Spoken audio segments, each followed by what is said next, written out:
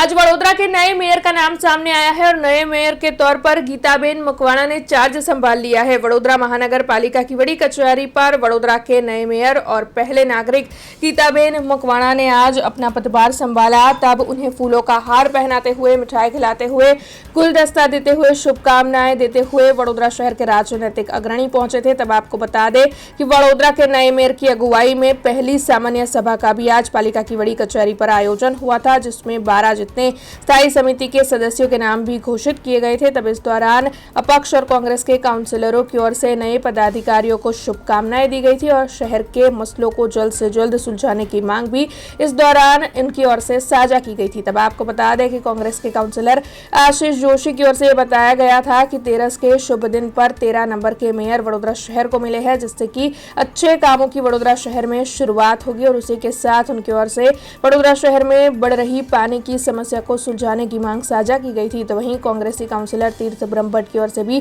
दूषित पानी की समस्या को दूर करने की मांग इस दौरान उठाई गई थी, जबकि कांग्रेसी काउंसिलर दीपा श्रीवास्तव की ओर से जन सेवा का संकल्प व्यक्त किया गया था। तब आपको बता दें कि वडोदरा के नए मेयर बने गीताबेन मकवाणा की ओर से सभी के सहकार से शहर के विकास को प्राथमिकता देने का आश्वासन प्रतिक्रिया देते हुए जताया गया था। પહેલા તો જે આપણે આતુરતાથી રાહ જોઈ રહ્યા હતા કે મેયર તરીકે કોની વરણી થશે અને આજે એક મહિના પછી 28 આપણે ઇલેક્શન જીત્યા 28 તારીખે મેયર તરીકે 28 તારીખે જાહેર નામ થયું હતું ત્યારે પણ મને એટલું એ થયું હતું જ્યારે એ તારીખ બી 28 જ હતી અને ફિટ 28 તારીખ આજે અને 28 જ મેયર તરીકે જે મારી પસંદગી કરવામાં આવી છે એ બદલ તો હું પહેલાં તો ભારતીય જનતા પાર્ટી મોદી મંડળનો ખૂબ આભાર માનું છું અને તેમજ મોદી સાહેબ એમને જે સ્ત્રી સશક્તિકરણ લાવીને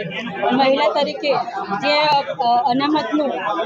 જાહેર કરીને જે મહિલા તરીકેની ફાળવણી કરી છે તો પહેલાં તો મહિલા તરીકેની ફાળવણી એનું મને ગર્વ વધારે છે કે એમણે મહિલાઓને આગળ રાખ્યા છે અને એટલે મોદી સાહેબનો તેમજ આપણા મુખ્યમંત્રી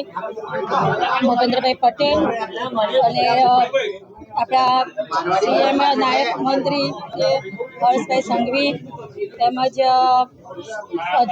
પ્રદેશ અધ્યક્ષ એવા જગદીશભાઈ વિશ્વકર્મા, શહેર અધ્યક્ષ અમારા જયપ્રકાશભાઈ સોની અને ધારાસભ્યો દંડક ભાલકૃષ્ણ શુક્લા, મનીષાબેન વકીલ અને સૌ અમારા અકોટાના ધારાસભ્ય એવા ચેતનભાઈ દેસાઈ તેમજ સમગ્ર ધારાસભ્યો અને વોર્ડના પ્રમુખ મંત્રી તેમજ સૌ કાર્યકર્તા મોરચા મહિલા મોરચાથી લઈને સૌ મોરચાઓ અને સંગઠનની સારી ટીમ તેમજ બધા જ કાર્યકર્તાઓ અને શહેર નગરજનોનો પણ ખૂબ ખૂબ આભાર માનું છું, કેમ કે એમના થકી જ એમના કાર્યોથી જ મને જે આ પદ મળ્યું છે અને જે આ મને જવાબદારી મળી છે 2.5 વર્ષ માટેની એ 2.5 વર્ષની જવાબદારીને હું જનકલ્યાણ માટે મારી બનતી પૂરી કોશિશ કરીશ અને જેટલું પણ હું યોગદાન મારાથી અપાશે એનો હું પૂરો ટ્રાય કરીશ। અત્યારે હાલની તારીખમાં જોવા જઈએ વડોદરાના વિકાસમાં તો જે મહિલા તરીકેની હું વાત કરું તો જ્યાં જાય તો મહિલાઓની તકલીફ પહેલાં તો પાણીની છે। જળ એ જીવન, પહેલાં તો જળ એ જીવન એટલે જ્યારે પાણીની સમસ્યા આટલી બધી છે કે પાણી ગંદુ આવે છે, પ્રેશર નથી આવતું। અમને ઘણા બધા ફોન આવે છે વોર્ડમાંથી કે પાણીનું પ્રેશર ઓછું છે, પાણી ગંદુ આવે છે, તો સૌથી પહેલાં તો પાણીનો નિકાલ આવીશ। વરસાદના લઈને કામગીરી હમણાં જો કે ચાલુ જ છે, જે ડ્રેનેજ લાઇન છે, વરસાદી કાચ છે, એ બધીની કામગીરી હમણાં જે ચાલુ છે એને થોડી વધારે ઝડપથી થાય એ પ્રમાણે અમે કાર્યરત। हमसे जुड़े रहने के लिए हमारे YouTube चैनल को सब्सक्राइब करें और नई वीडियो की नोटिफिकेशन के लिए बेल आइकॉन को दबाएं।